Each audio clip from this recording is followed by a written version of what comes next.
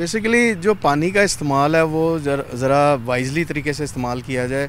किसान हजरात भी जो हैं वो जो है एकदम जो है वो जो बेस्ट टेक्निक्स हैं जो इस वक्त अवेलेबल हैं उनको इस्तेमाल करते हुए अपने फसलों को पानी दें। इसके अलावा जो लाहौर शहर की अगर आप बात करें तो ग्राउंड वाटर जो है वो काफ़ी नीचे जा चुका है, तो बारिशें ना होने की वजह से रिचार्ज भी कम हो रहा है। तो आने वाले दिनों में जो है ये पानी की कमी का सामना होगा और पंजाब हुकूमत ने भी वैसे भी जो है वो मुख्तलिफ़ ऑप्शंस अपनाए हैं जिसकी वजह से जो है वो पानी की जो बचत है वो की जाए ताकि आने वाले दिनों में जो मुश्किलात हैं उससे बचा जाए। तो सर मौसम गर्मा का इस साल दौरानिया कितनी देर रहेगा, क्या ज़्यादा हो? गर्मी पिछले साल तो तमाम रिकॉर्ड टूटे ही थे, क्या इस साल वो रिकॉर्ड भी टूटेगा जो पिछले साल टूटे? देखें जो आगे आने वाले जो सीज़न है इसमें जो रेनफॉल की जो फोरकास्ट है वो कम ही है और जो टम्परेचर है वो मामूल से ज़्यादा है। तो रिकॉर्ड का तो मैं कुछ नहीं कह सकता, लेकिन यह है कि पिछला साल जिस तरह गुजरा है वो हॉटेस्ट मंथ था पूरे अर्थ के ऊपर, तो आने वाले दिनों में भी जो है ना वो टम्परेचर जो है वो राइज़ ही रहेगा।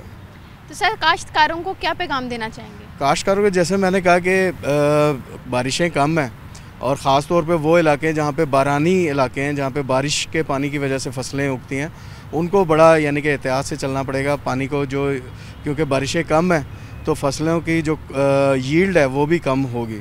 सर ये ला नीनो सिस्टम इफ़ेक्ट कर रहा है या El Nino system? Basically El Nino जो होता है वो उसमें जो होती है वो बारिशें कम होती हैं, तो ये अल नीनो फेज़ चल रहा है। तो एल नीनो सिस्टम किस तरह से जो है वो इफ़ेक्टिव होता है? एल नीनो सिस्टम बेसिकली है क्या?